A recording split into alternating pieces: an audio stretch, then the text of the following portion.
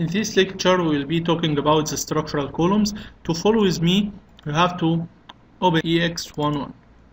In this file, we have the grids drawn. You go to the second floor. I prefer to draw the columns from the second floor, not from the first floor. The structural columns are there in the tab Structure Column. That's the structural column. Start by checking you are drawing vertical column, not slanted. The second thing is to check the option bar. Now we are drawing our column from the second floor. We need it to go to the entry level, so we must choose from here depth, not height, because we are going down, and choose the level where we need our column to go to. I check entry level, and here we need to choose the type of the column. As you see, all the types are by inch. That's not the columns that I need, so I'll go to load family, and as you see, this place we talked about in the introduction, US metric. I go down to structural columns. Here all the families are classified by its category. That's structural columns. Inside I find another classification by material. I choose concrete, and from it I choose M concrete rectangular column. Click open. Now I have types of M concrete rectangular column here in the type selector.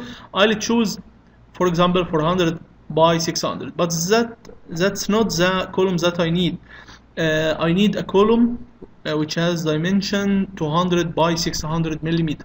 So I'll select any type of this, then go to edit type, click duplicate, and write 200 times 600 millimeter.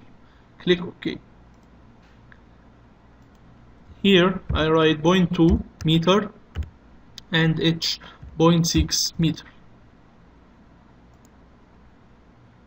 Now, as you see, here I'm holding the column, and I can put it in whatever the place I need. I can go here, and just one click I put the column. If I need to get out of this order, I click escape, another escape to get out of the column order. Okay, the first escape is for the placement, and the second is for the tool of the column. But this column must be a round column, not rectangular column. I need to change it, so I'll select it and go here. I'll select whatever the column from here, for example 24 inches.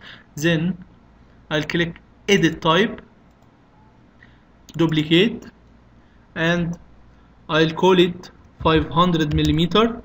That means that the diameter will be 500 millimeter, and here I'll write 0.5 meter. Now I have my concrete round column with the diameter 500 millimeter.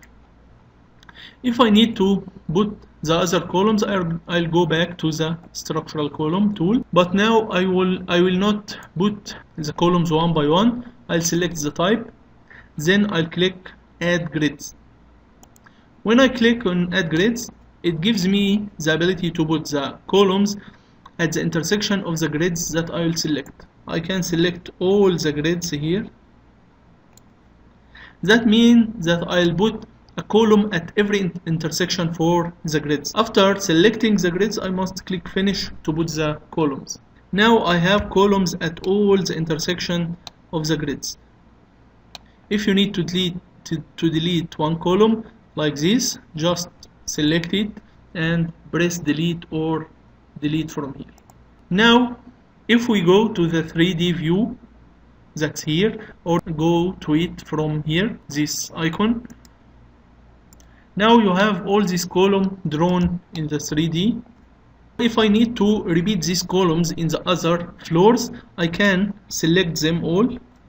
Then from the tab modify, I'll click copy to clipboard. It's different from this copy.